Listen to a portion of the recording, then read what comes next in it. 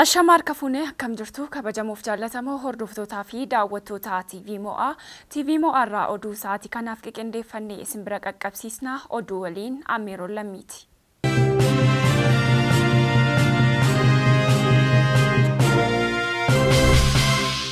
Kolleejjiin Leadstar Management fi Leadership guyyaa har'aa barattoota isaa eebbisiisee jira. Kolleejjichi guyyaa har'aa galma giddugala aadaa Oromootti barattoota isaa muummeewwan garaagaraatiin barsiisaa ture eebbisiisee oolee jira. Dabalata isaa akka itti aanutti qindeessineerra. Kolleejjiin Leadstar Management fi Leadership barattoota isaa muummeewwan barnootaa garaagaraan barsiisaa ture guyyaa har'aa magaalaa Finfinnee galma giddugala aadaa Oromootti sirna ho'aan eebbisiisee jira. Sirni eebbaa kunis bakka keessummoonni gurguddoon maatiin barattootaa fi keessummoonni sagantichaa irratti affeeraman argamanitti gaggeeffamee jira.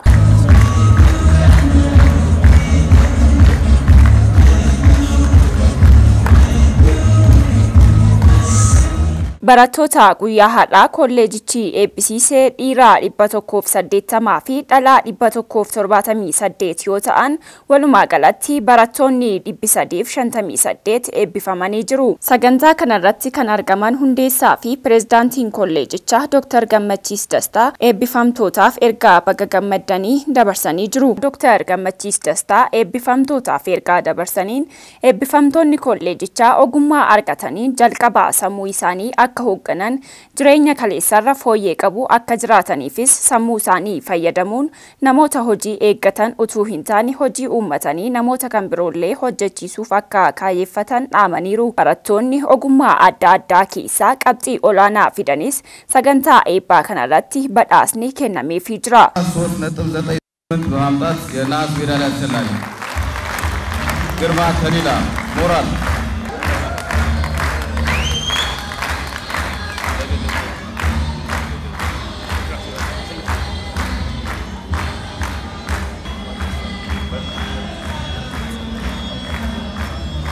Sirna eebbaa gaggeeffamee boodas hundeessaa fi pireezidaantiin kolleejichaa Dr. Gammachiis Dastaa haasawaa taasisaniin Leadstar erga hundeeffamee kaasee karaa dinagdee siyaasaa akkasumas karaa ikoonoomii namoota 27,000 ol biyyaaf gumaachuu ibsanii jiru.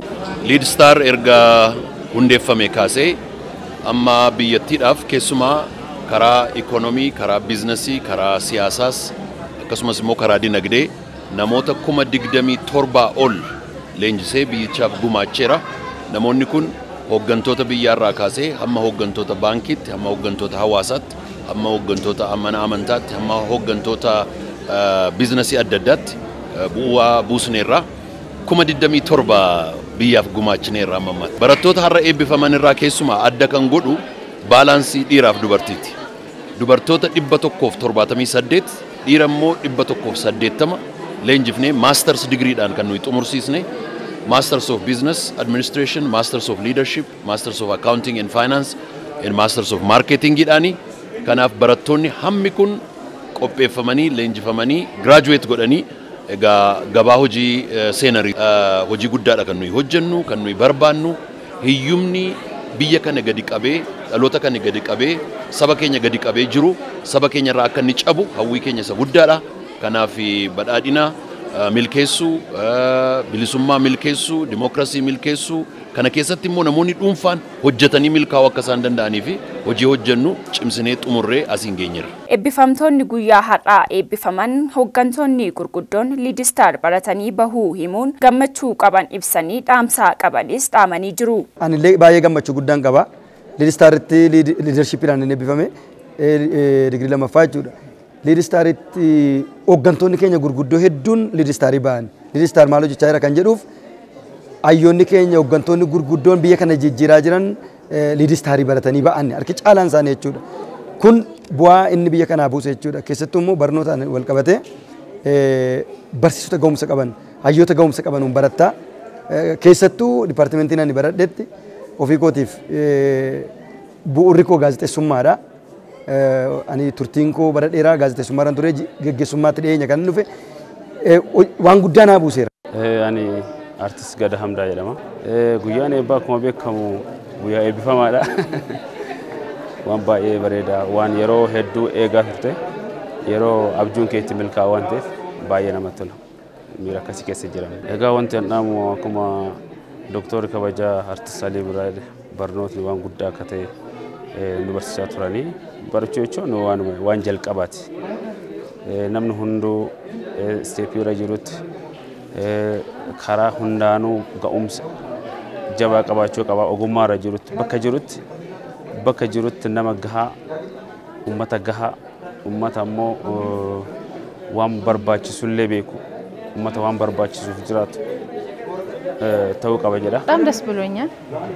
በጣም መማር አሁንም መማር ደግሞ መማር ማለት ትምህርት እድሜ አይገድብም።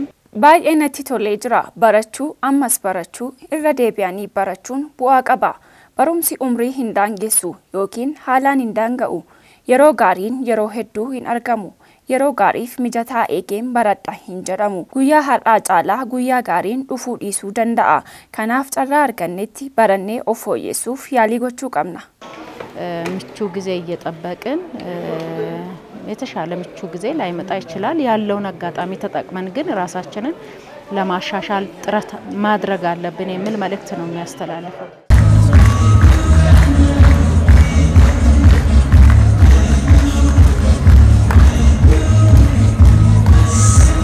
ከዚሁ ከሊደርሺፕ ትምህርት ክፍል 3.98 በማምጣት የብር ሜዳሊያ አሸናፊ ዋሲሁን ቃሲም Koomishiniin Poolisii Federaalaa sirna galataa fi beekamtii kennuu gaggeessee jira. Koomishiniin Poolisii Federaalaa hoggantootaa fi miseensota isaa raawwii olaanaa galmeessaniif akkasumas qooda fudhattootaaf sirna galataa fi beekamtii kennuu magaalaa Finfinnee galma Barkumeetti qopheessee jira. Koomishinarri itti aanaan Koomishinii Poolisii Federaalaa Nabiyyuu Daanyee sagantichaa wayita eegalchiisan akka jedhanitti jijjiirama kallattii hundaan taasiseen hojii ergama isaa galmaan ga'uuf cimsuu hojjechaa turuu fi riiformii taasiseen qaqqabummaa qulqullina hojii yakka dursanii ittisuu fi qorachuuf humna isaa cimsuun hojmaata isaa ammayyeessuuf teeknooloojii barri irra ga'e hidhatee kaayyoo hundaa'eef galmaan ga'uuf koomishinichi hojjechaa jiraachuu himanii. Kun immoo akka Afrikaa fi addunyaatti beekamtii akka argatus taasiseera jedhan. Kanaaf hooggantoota miseensota poolisii federaalaa qajeelchotaa fi bulchitoota poolisii sadarkaan jiranii fi naannolee raawwii olaanaa bara 2015 galmeessan galateeffachaa bara 2016 hojii caalu hojjechuuf sagantaan kun kan qophaa'e ta'uu himanii jiru. Sirnicha irratti Koomishinarri Jeneraalaa Koomishinii Poolisii Federaalaa Dammallaash Gabra Mikaa'el dabalatee hooggantoonni fi miseensonni koomishinichaa akkasumas qooda fudhattoonni fi keessummoonni afeerraan taasifameef argamanii jiru. Ireland deeggarsa namoomaaf kan ta'u yuuroo miliyoona 9 ol Itoophiyaadhaaf deeggarsa taasiftee jirti. Deeggarsichi dhaabbata mootummoota gamtoomaniitti karaa waajjira qindeessaa deeggarsa namoomaa Itoophiyaatti argamuun kan raabsamu ta'uun ibsameera. Deeggarsi taasifame rakkoolee namoomaa Itoophiyaa mudatan furuuf kan dandeessisu ta'uu Itoophiyaatti ambaasaaddarri Ireland Nicola Brennan ibsaniiru. Deeggarsi namoomaa kun bara faranjoota 2023 hanga 2025tti hojiirra kan oolu ta'uu ragaan Itoophiyaatti imbaasii Ireland irraa argame ni mul'isa.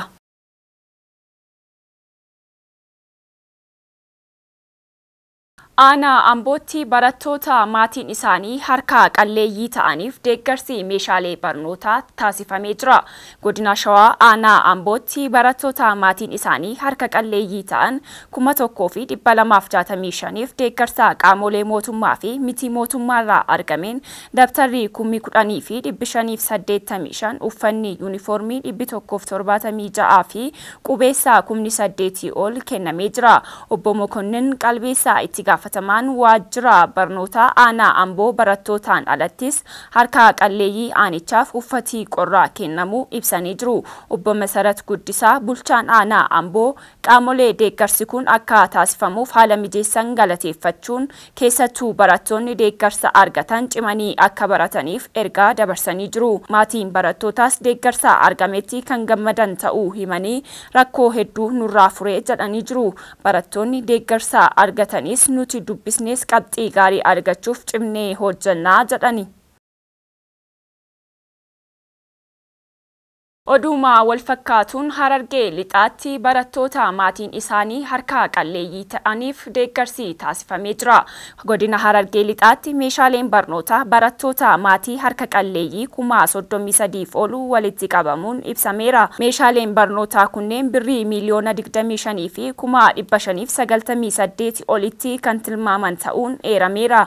Meeshaaleen kunneen hirmaannaa hawaasaa, hojjettoota mootummaa, daldaltoota Itiyoo Telekoom, Yuunivarsiitii Odaa Bultumii fi dhaabbata misooma Odaa akkasumas qaamolee garagaraan kan walitti qabame ta'uu ragaan waajjira koominikeeshinii godinicharraa argame ni mul'isa. Bara baajataa 2015 keessa godinichatti tola ooltummaan hojiileen barnootaa birrii biliyoona 4 tilmaamamu hojjetamuu itti aanaan itti gaafatamaa waajjira barnootaa godinichaa obbo Usmaan Abdallaa ibsanii jiru. Godina Booranaatti gaala du'e nyaachuun lubbuun nama tokko darbuun kanneen biroorra ammoo miidhaan qaqqabuun ibsame. Heewaan Shumaa dabalata qabdi. Godina Boorana Bahaa Aanaadaas bakka Gadamojjii jedhamuun beekamutti hawaasni ganda tokko gaala dhukkubsatee du'e erga qaluun sooratanii booda namni tokko du'ee hedduun dhukkubsachuu BBC'n gabaaseera. Namoota gaala kana nyaachuun dhukkubsatan keessaa tokko kan ta'an obbo Tuuroo Guyyoo gaalli sooratan kun yeroo dheeraaf dhukkubsatee yaalamaa turuu fi akka lakkoofsa Itoophiyaatti fulbaana 2016 gaalli kun obba'ee jennaan jiraataan gandaa cuftii namoonni 60 ol wal waamee soorachuu himan. Namni foon sana nyaatee cuftii yoo dhukkubsatu namni ollaa keenya tokko lubbuun darbee jira. Namoota 60 kan taanu dhukkubsannee amma mana yaalaatti yaala argachaa jirraa jedhan. Itti gaafatamaan buufatichaa obbo Abdul Jabbaar Mohammed namoonni 50 ta'an biroon ambulaansiin guuramanii yeroo ammaa buufata fayyaa Borboritti yaala argachaa jiraachuu himan. Odeeffannoo ispoortiitiin ammoo sagantaan taphoota Piriimeer Liigii Itoophiyaa bara 2016 ifamee jira. Taphoonni Piriimeer Liigii Itoophiyaa fulbaana 20 bara 2016 Isteediyeemii Yuunivarsiitii Saayinsii fi Teekinooloojii Adaamaatti akka eegalamu waldaan aksiyoonaa Piriimeer Liigichaa beeksisee jira. Dorgommiin jalqabaa liigichaa magaalaawwan Adaamaa fi Dirree Dhaawaatti akka taasifamu eeramee jira. Mo'ataan liigichaa kan Bardeen Gaddaa Qiddus Giyoorgis torban jalqabaatti magaalaa Walqixxee waliin ni taphata. Dorgommiiwwan torbee jalqabaatiin Itoophiyaa Madin magaalaa Bahar Dar, magaalaan Hawaasaa Faasiil Kanamaa, Bunni Sidaamaa Buna Itoophiyaa, magaalaan Adaamaa Baankii Daldala Itoophiyaa, Hambarichoo Duraamee, magaalaa Dirree Dhawaa Hadiyyaa Hosaayinaa, Machaalii fi magaalaan Shaashamannee Walaayittaa Diichaa waliin taphaa torbee taasifamanidha. Dorgommiin torbee jalqabaa Piriimeer Liigiitti amma gurraandhala 10 bara 2016tti akka turu waldichi beeksisee jira.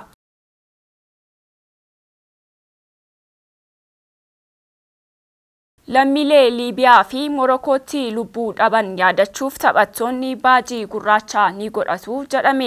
Morokoo fi Liibiyaatti sababa balaa lolaa fi kirkira lafaan lammiilee lubbuun darban yaadachuuf taphattoonni Piriimeer Liigii Ingilaand hundi baajii gurraacha akka godhatan murtaa'uun gabaafamee jira.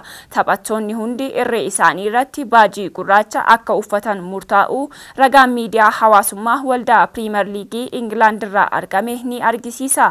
Taatee uumametti darangadduu Piriimeer Liigiin kunis ibsee jira. Taphaan duras yaadannoo sammuu lammiilee lubbuun darbaniif akka taasifamu murtaa'uun eeramee jira.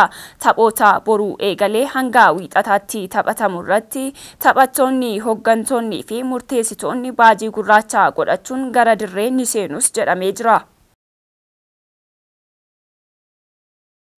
Daawwattoota keenya oduun nuti sa'aatii kanaaf qindeeffanne kan isin hanga ammaatti daawwattan ture. Oduu waliin Ameeroon Lammiin ture.